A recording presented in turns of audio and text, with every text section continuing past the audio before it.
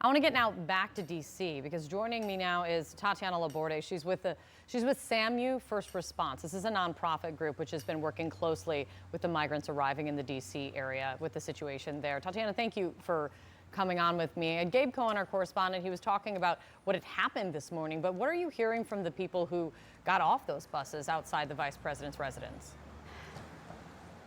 So it's been a very confusing morning altogether. Our team was on the ground at 5:30, ready to receive the two buses that we were expecting at Union Station, and then at around 7:15, the news broke that they were actually dropped off here.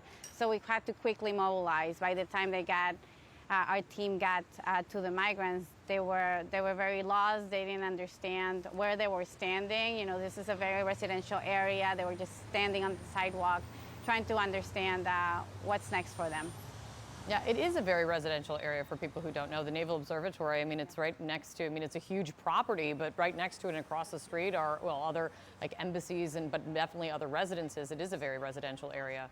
I heard one migrant say this morning, Tatiana, that he and his family are hoping to end up in New York, where they say they have family. Do you know where the others want to end up? Where they're from and where they want to go?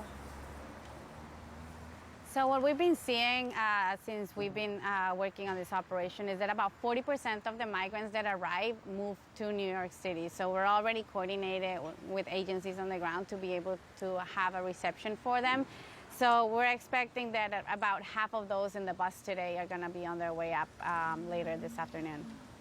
Gotcha. So this is all wrapped up in a lot of policy debate, but also wrapped up in a lot of politics, obviously. Governor Abbott from Texas and Governor DeSantis from Florida, what they say is, generally speaking, that if places like D.C. want to be sanctuary cities, then they are best situated to help alleviate the crush of people coming across the border. They say cities like D.C. should do their part. What do you say to that? So we have been working with the local community, with the local government to be able to bring these people and treat them with dignity and respect as they should. And we have that plan. The lack of collaboration is what makes the logistics extremely difficult. So yes, we are receiving them, but what happened this morning and they're being left in the middle of the sidewalk without a coordination is what makes this job extremely challenging. Yeah. You told the Washington Post that these moves by these governors has made D.C. an unofficial border town. Does that mean, in your view, that what is at least in part a political maneuver and stunt by these governors is working? It is working in a way that is bringing light to something that's happening on the border to communities like Washington. Migrants, though, are very welcome here. So we have had a really good reaction from local organizations, from the neighbors, you know, the support from the community to embrace them and bring them in.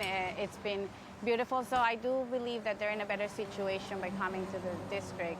Now, how sustainable in the long run it is, that's a different point. And that's very true. I mean, the mayor of D.C. declared a state of emergency last week over this situation. I mean, if D.C. has become an unofficial border town, what does that mean for D.C.?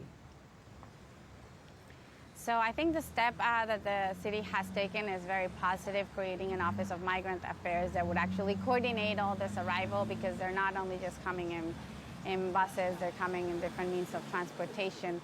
So really have the infrastructure to give them the tools so that they can understand where they are, they can get enrolled in schools, they can get connected to social services as needed, and then also coordinate with all the municipalities around the district. You know, the district alone doesn't work if it's not with the counties around it supporting it. Yeah. Tatiana Laborde, thank you so much for taking the time today after what was very clearly a very busy morning for you and your whole team.